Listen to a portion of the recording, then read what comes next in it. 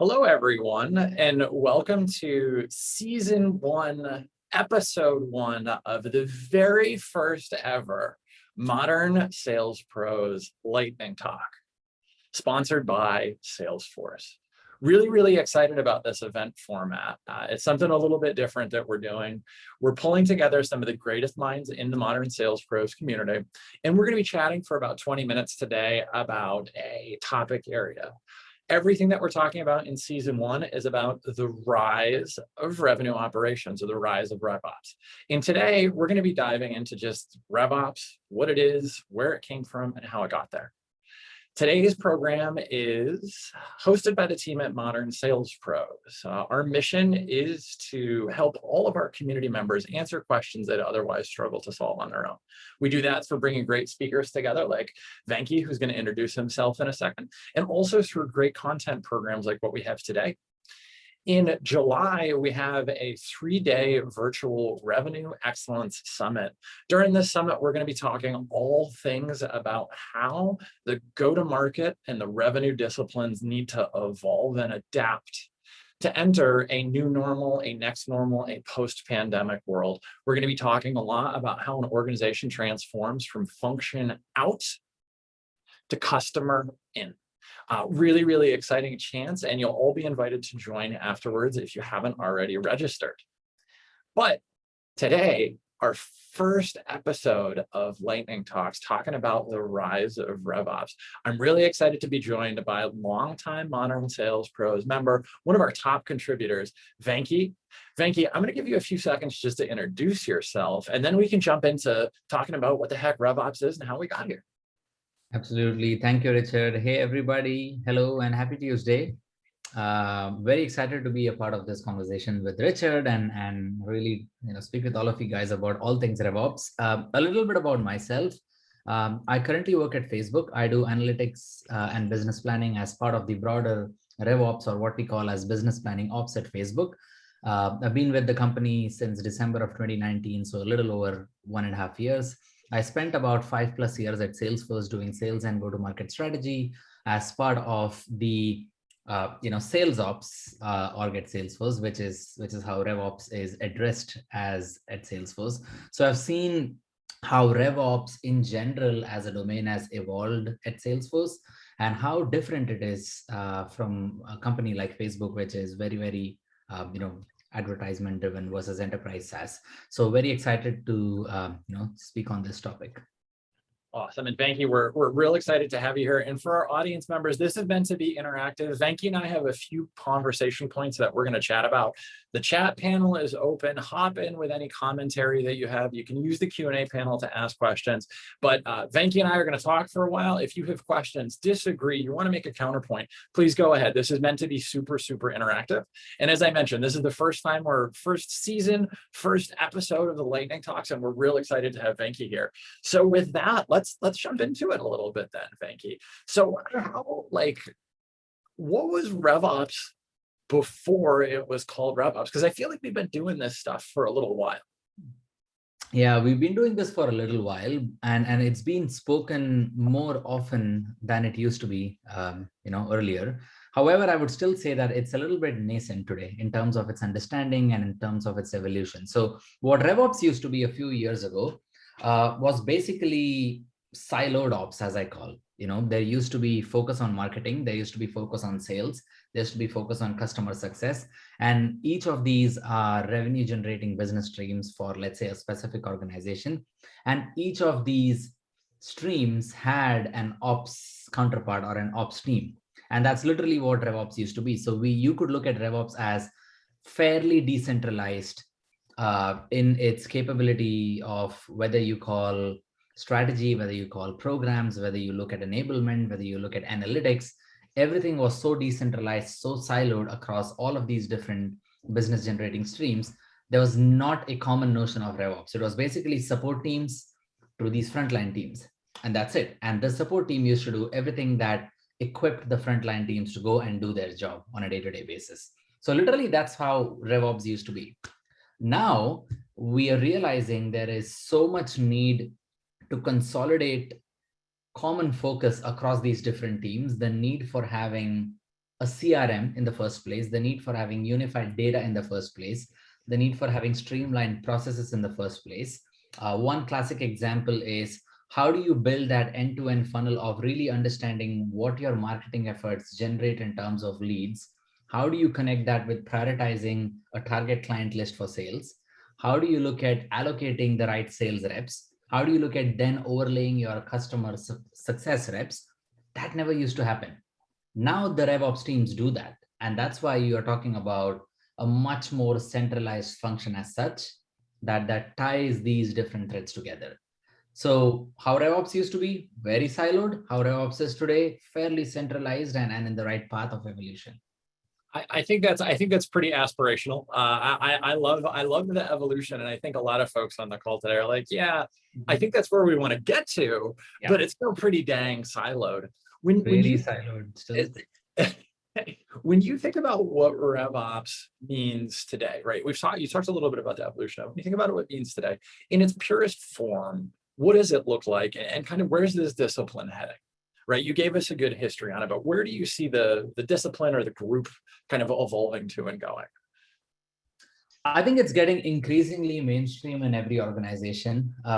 It's increasingly getting funded in every organization. People do recognize that RevOps is a pretty critical initiative or an organization to fund because there is increased focus on operational excellence, there is increased focus on enablement, there is increased focus on insights building, and increased focus on tools and technologies, right? These are the four major focus areas which now are coming to the limelight on how important something of this scale is. So where RevOps is today is organizations are increasingly centralizing focus on all of these different four aspects, and also increasingly investing on evolving hiring, evolving the talent profile across these four aspects. So taking an example of ops excellence, we can talk about running a full-fledged program for sales planning. It still doesn't happen in a lot of companies, but it still but there are many companies which are on the top of their game when it comes to sales planning. Now Salesforce has evolved over the past several years in acing their sales planning exercises. There used to be a time in 2014 when everything was done across like 100 spreadsheets, but now there are systems in place. Now there is a process in place.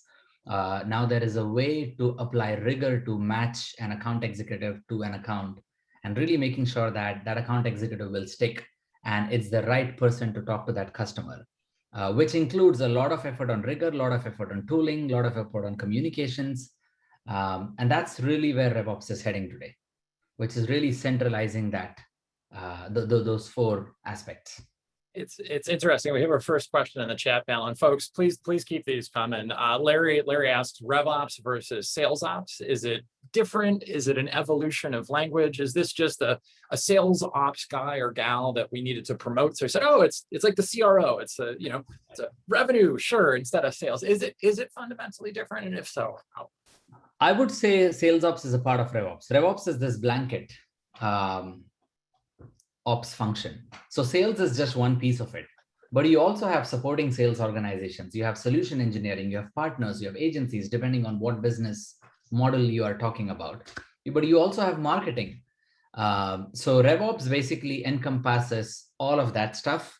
Sales ops to me is ops purely supporting sales. Now, there are organizations who conflate the two, who call RevOps as sales ops. But I look at this fundamentally as sales ops being a part of RevOps. And the playbook that you use for sales ops can be pretty much replicated across other supporting functions and can very well be your recipe for your overall RevOps success.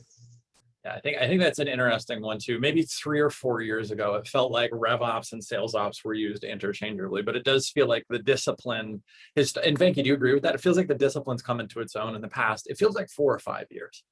Absolutely. Like I will give an example of Facebook. So I've been there not too long enough, 1.5 years, but I know the history per my interactions.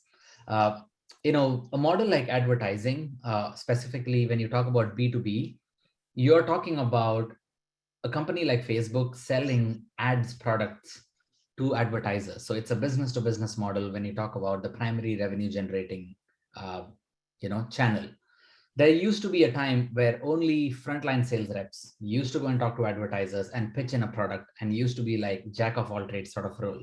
But now we have solution engineers who have deep product expertise to talk about how one product can generate more value than the other when you're talking about specific ad products. And there are hundreds of ad products depending on the depth you want to go to.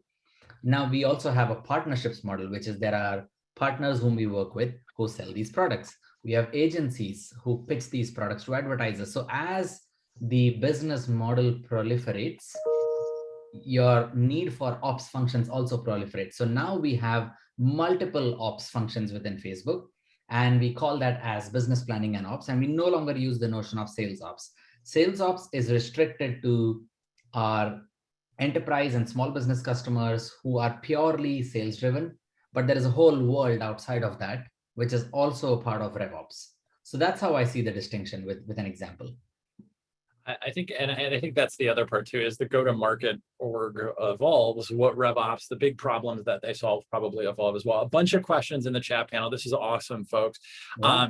I'll throw you a softball on this one, Venki, because you're ex Salesforce. Becky wants to know, besides the CRM, what other tools or platforms exist to operationalize RevOps across marketing, sales, customer success, finance, and so be it? What are some other tools or tool solution types that you're thinking about there?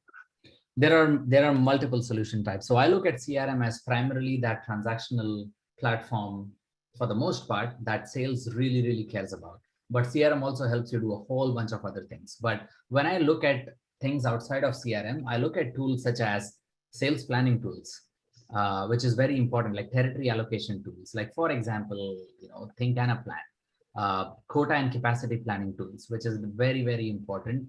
And CRM will be only that effective if you get these basic building blocks right. Then you have data and analytics tools. We have lead gen tools and lead analysis tools. There are bespoke tools available in the market for contact acquisitions and contact scrubbing, which is really getting your own internal source of record right. So there are multiple tools outside of CRM, which are also critical for RevOps success. There are forecasting tools, for example, which help you with quota planning, which finance teams and a part of Salesforce teams really care about. So when you talk about tools outside of CRM, you have this whole other world of planning, and there are multiple tools within each aspect of planning. I believe that. What about the sort of the data tools, right? And I don't mean like Zoom Info, but I mean like Census and Syncari and Heads Up, the tools that essentially help get data in and out of the CRM, because maybe your conversation intelligence, your note-taking platform, your sales engagement platform, and your enrichment platform don't all necessarily talk to the CRM as well. Is that a bug in the CRM? Is that an ops problem, or is that a new tool category? Like, how do you think about, I guess, the data integration? It's a new tool category. It's not a bug in the CRM, because the CRM is not designed fundamentally to solve for external data acquisition. And also, there isn't a one-size-fits-all tool for the entire universe of businesses. You have data providers who very much so specialize for enterprise companies. They get that right. Yeah. But when you go into smaller companies, there is a lot of disruption. There are companies who don't make it. There are companies who get acquired. So the disruption when you talk about either employee size or revenue, however you segment your business, your small client cohort is highly subject to disruption. So there are specialized data providers, APIs, and so tools for that segment of the business. And it's really a matter of how you identify which is the most important sector of your business, and you find the right vendors and you plug those into the CRM. So I see this as an add-on versus a bug in the system. There's a whole conversation that we could have about data taxonomy, which we'll save for another time. A bunch of questions coming in around organizational. Sure, yeah, it's great to see this. I love it. Keep them coming on this. In terms of the sort of going and evolving revenue operations at an organization, how have you seen organizations, or what advice would you have for orgs to make sure that transition from maybe a siloed ops model to a true revenue ops model would be successful? So again, this is the transition from sales ops siloed to rev ops, interconnected. Any tips or advice for folks making the leap? I would say cut redundancy. That's the number one roadblock you're going to hit to. The moment you spin up another parallel ops org, they're going to do things which are somewhat redundant to already as is existing processes. You need to have a very clear line of sight on what is it that you're consolidating and what is it that you fundamentally want to still keep separate somehow. I'll give you one classic example of how things used to work at Salesforce. So Salesforce as a company back then had a lean business model. It used to be CRM, a few clouds. Then we proliferated to many, many, many different products by the virtue of acquisitions. It used, we had, Salesforce acquired Commerce Cloud, which is a new avenue of entering into B2C. Then Quip, which is exploring into the world of productivity. And each of these teams already came in with their respective sales ops teams. And they used to do all things strategy, all things planning, all things tooling, and all things such as programs and coordination and ops excellence. So the tooling and the coordination part is something that can largely be centralized. So you can pool all of these into one team and call it like central RevOps. But the strategic planning aspects, there are organizations who prefer those teams to be closely aligned with the frontline teams. So the question that you might want to ask your organization is, for your business, what makes sense to be centralized versus what makes sense to be decentralized? And you need to draw very hard lines to not go beyond those boundaries. Otherwise, you'll end up in a situation where you create lots and lots of silos. So the biggest challenge you're going to encounter is how to prevent redundancy. And I would say just apply a lot more rigor to that aspect. I think that leads to a couple more questions that we've got in live. First is, where should RevOps report? Who should it report to?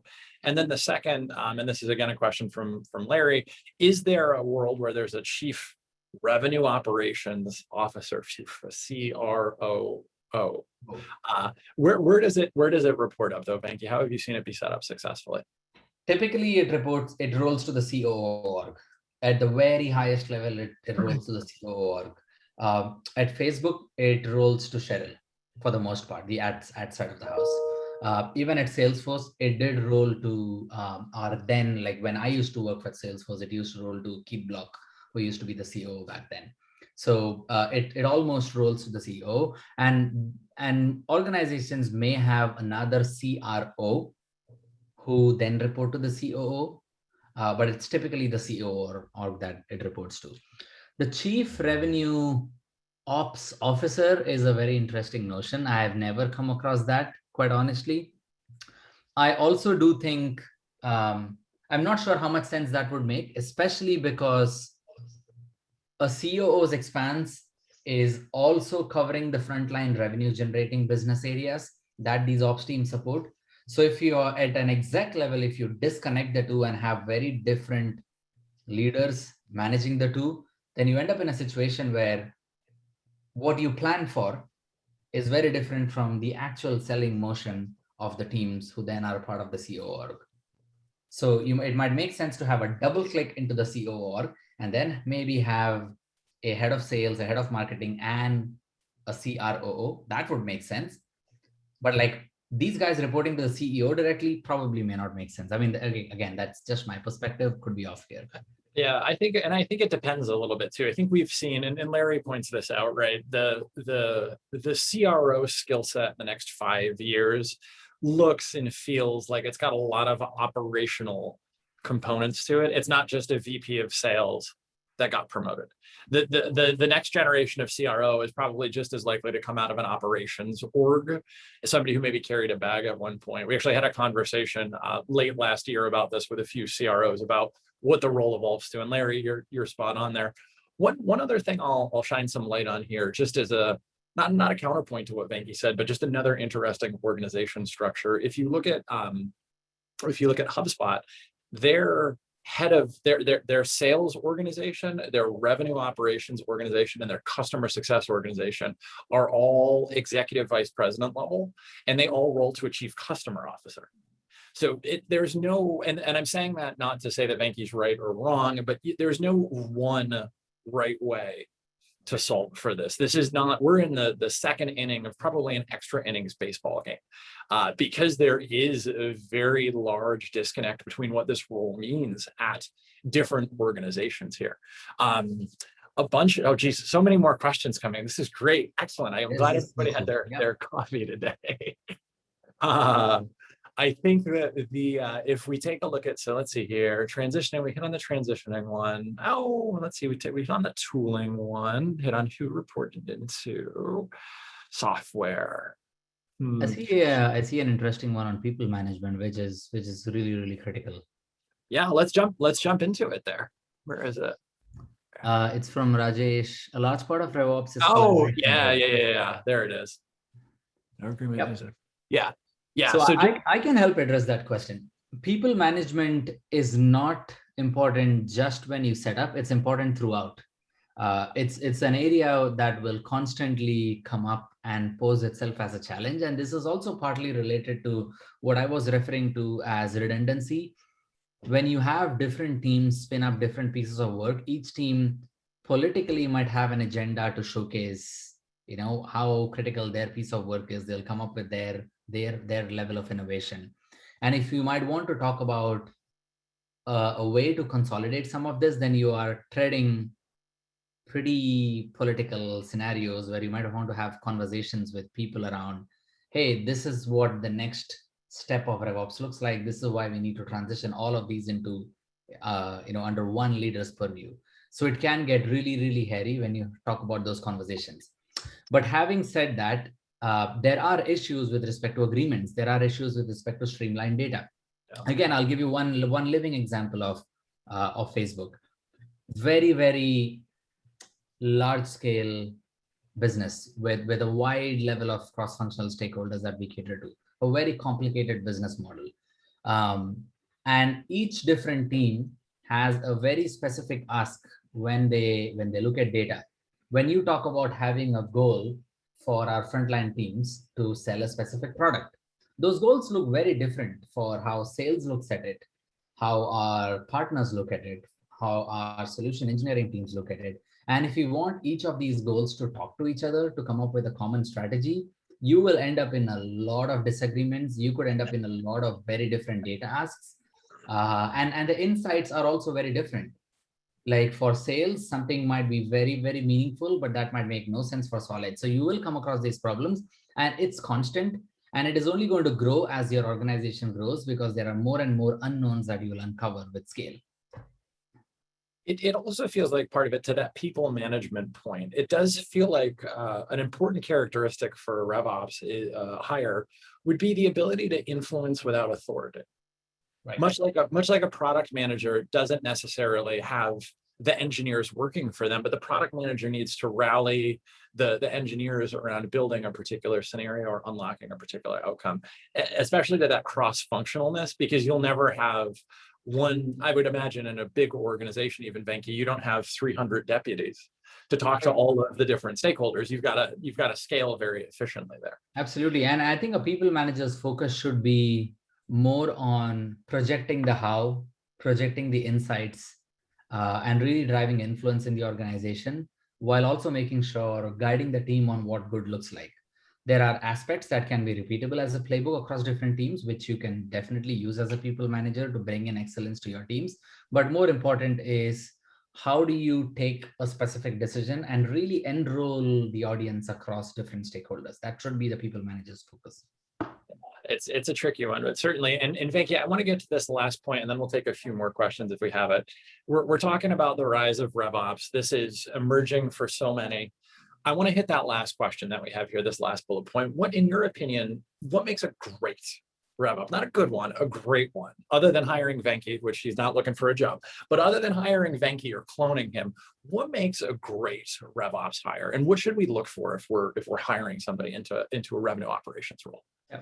No, absolutely. As crazy as this may sound, there needs to be a pretty decent balance of being a generalist and keeping a tab on the technical stuff. So I would say a good 60% generalist, 40% technical background really makes a great hire. And the reason I say that is because the 40% that this person brings to the table will really help this person understand the nitty-gritties, understand the meaty details, will enable this person to have a conversation with data engineers, for example, the tooling teams, for example. And the remaining 60% is what is really needed to do the job and what really sells, which is, hey, how do you develop a real muscle for insights building? A classic one example, let's say, it's very typical for RevOps teams, or let's take an example of sales ops, for example, to put together QBRs on business performance. It's a very common thing. And people spend hours and hours on QBRs just spitting reports on a deck and reiterating what's already on the slides as insights. However, what should be done is having those insights as more actionable, as a guiding principle, which should evolve over time. And the way you do that is really tap into those frontline teams and get like real intel. So a RevOps leader or RevOps hire should have the natural muscle and inclination towards sourcing some insights and also adding their own value, diving deep into the data, and really building out an insights generation engine. That really comes with the 40% technical, which is I understand the data, I understand the systems, I understand how things work. But the 60% is I know my stakeholders, I know their business, I know their go-to-market motion. So that balance is very, very critical for sales ops, for a RevOps hire. And having said that, part of the 60%, which is the whole business acumen, comes really great communication skills. You need to step out of your comfort zone. You need to talk to a lot of people. And as your org evolves, the number of people that you talk to are going to evolve quite a bit. So communication skills is like the underlying principle for a greater upside. Exciting times. We've got time for one more question here, and let's go with Pete Matthews. So we were chatting about org structure before, and Pete just says, if you have the CRO report to the COO, you have the chief revenue officer report to the chief operating officer, does that create challenges of where revenue operations lies? It may. But if your CRO is primarily responsible for all things revenue, like truly all things revenue, then your RevOps should be a part of the CRO org. And the COO can do other things outside of the RevOps. It could include multiple functions such as corporate development or business development. There might be aspects outside of revenue generation, which is totally fair. But RevOps in this case should, if there is a CRO, then the RevOps should be a part of CRO, typically. Yeah, it's interesting. And I think as Larry pointed out in the chat panel, we're early, it's evolving, and I think it's evolving very, very quickly. Venki, thank you so much for your time. For all of our attendees here, our next episode of the Rise of RevOps, we're going to be talking, and we touched on this a little bit here, but we're going to be diving in deep with how to get the data integrated and why that's really important. We just skimmed the surface here today with Venki. But with that, Venki, thank you so much. I know you're super, super busy. It means a lot for us to share your time and your perspective. On behalf of everybody who joined us here live and the folks watching on the YouTube channel in the future, thank you so much. Have a wonderful day and stay safe. We'll see you soon. Thank you, Richard. Thanks, everybody. Great questions. Take care, everyone. Great questions. Bye-bye.